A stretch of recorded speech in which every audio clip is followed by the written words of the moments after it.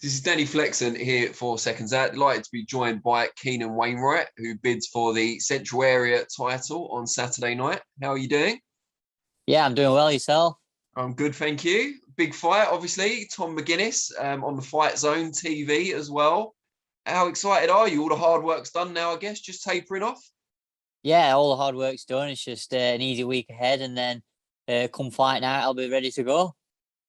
How excited are you? Because you started your career, you had a defeat in just your second fight. We'll talk about that in a minute, but you've kind of built up steadily since then, and it seems like an area title around the right time.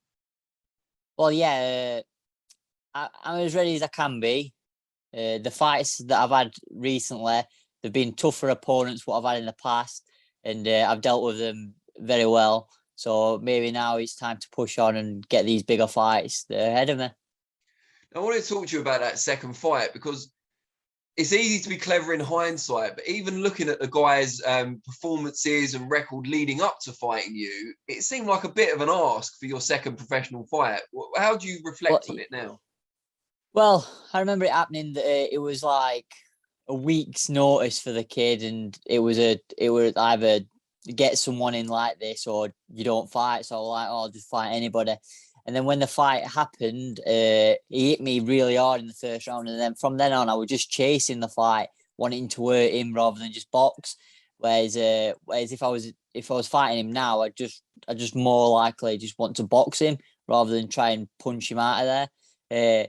And with it only being a 4-rounder, I lost the first round, did all right in the second, probably did all right in third, and then the fourth round he put me down with a body shot, which if anyone had hit me like that, it was so hard and clean shot to the body, just put me down, and then I would never winning a 4-round fight after being put on the floor and losing the first round. So it's just a learning curve. Don't chase the fight, just box how and only box. How do you feel about the matchmaking side of it? Because as I say, I looked at his record earlier, and I think he'd lost twice coming in, but only by a point each time. He'd beaten some unbeaten kids, and since fighting you, he hasn't lost. He beat an unbeaten kid last time out in Russia. Yeah. Well, there's not much you can do unless you're throwing loads and loads of money at it. You've got to fight whoever you can fight, really. So it is what it is now. I just got to keep winning now, I suppose. Just fight whoever they put in front of me. I don't have much say in it. I know I've got a trusting team around me, but like I said, it was that close to the fight of the opponent got chosen because of other people pulling out and whatnot. It left me no choice. It would either pull out of the fight and not box, or box someone that's going to be a tough fight, which I'll fight anybody. So I'll just bit down on my gum shield and got on with it. Just tell us a little bit about how you first got into the sport, because I believe football was a key route for you early on. It looked like that was going to be the sport that you take up. Yeah, and I still love football to this day. I got to football 5-year-old. The reason I got into boxing was just like anybody else would. I had a friend that were a bit younger than me. His mom got in touch with my mom. Was like, "Oh, why don't you bring your son down to such and such? It's really good." So before you know it, I walked into the gym. At first, I said, "No, I'm not interested. I'm just happy with playing football." And then I watched Rocky. Funny enough, and and Mom's like, "Oh, that's boxing. That's boxing." And I'm like, "Oh, I'll go down then." So I went down to the gym. 3 weeks went by. My mate dropped out, and I just kept on going, and I fell in love with it. That was from the age of 9. And my first bout at 11, so I didn't really do much from 9 to 11. Just kept on training and training and training. When I think back now, I was like, how did I train for that many years and not fight? It's just training, but I just must have loved it, and I still love it now. And then I just never left. Been there 14 years now. What happened with the football journey? Because you were at Sheffield United Academy at one point, I believe, and your dad was a footballer as well.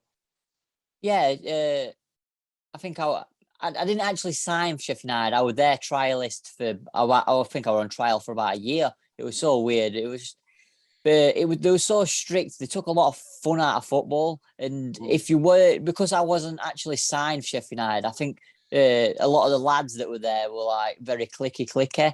And if you wasn't part of their friend group or anything like that, I felt left out. And there were some other trialists that I spoke to and stuff that they felt that way. And it wasn't just in my age group; it was in all the age groups up through. So I don't know what had gone off, but it just felt like if you wasn't a part of Sheffield United by contract or anything, no one wanted to know you.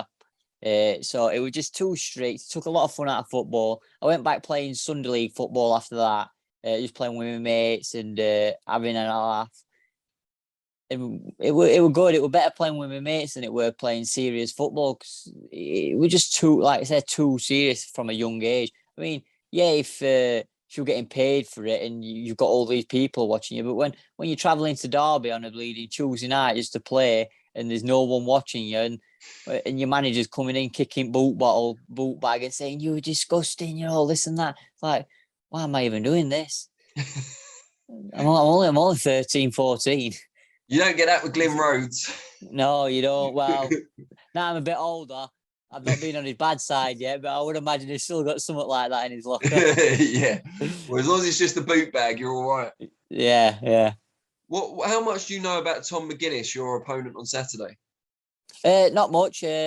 I've watched a couple of his fights. The fight that I watched, the fight that he lost, so obviously that gives me a good understanding of how he's losing these fights. He's a tall, rangy kid. He got dropped with a body shot that probably didn't look like a big shot, so maybe he's weak to the body. It was a couple of years ago, I don't know. I could always look. I'm a good body punch myself, and obviously I can hit hard, so I could look to going back to the body. My head movement's good going in, so the range plays into my advantage, because as I was boxing in the amateurs, I've always boxed taller kids because I was an heavier kid in the amateurs. So I'm not a stranger to boxing tall, rangy kids. It actually plays into my hands. But once he got tired, he was coming forward with his head and looking for a fight. So as long as the rounds go on, a 10-round fight, it might even play more into my hands and start looking to come forward and leaning forward, coming down to my size. So that's all I can really go off, because I've not watched that much, as it's only been like 2 weeks since I know I've boxing him. Which fighters, if any, have influenced you as you've gone through the sport, either in the amateurs or the pros, or taken bits of their style or anything like that? Well, I look at training-wise, Glyn goes on about Clinton Woods, how he used to train and stuff like that. But I just look towards Tommy Frank, the way he trains. He leaves everything in the gym day in, day out. He's brilliant with his weight. He's brilliant with other people. He's such an influence to me of training, because he's the first in the gym, he's last to leave. He's doing little bits extra. When he's having a bad day, he'll not just say, "Oh, I'm having a day off." He'll come in and just do some stretching, might do a bit of yoga, just something to keep his body flowing. But style-wise, John Fuchs in the gym, his head movement was class.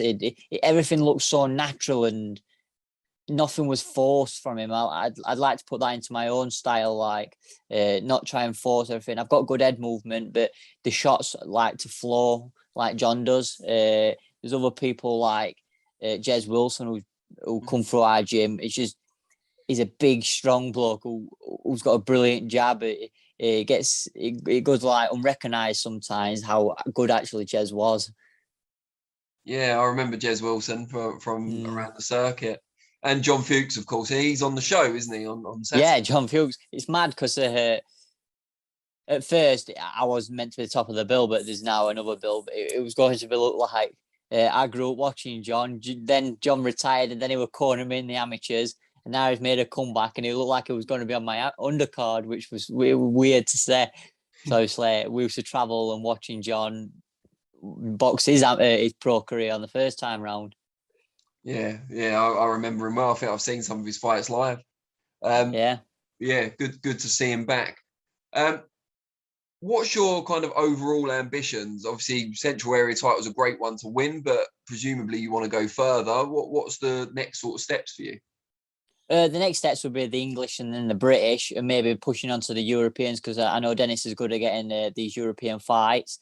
So maybe that route would be a good route. But long term, I'd love to be in the mix with all these, because the lightweight division is booming at the minute at the top.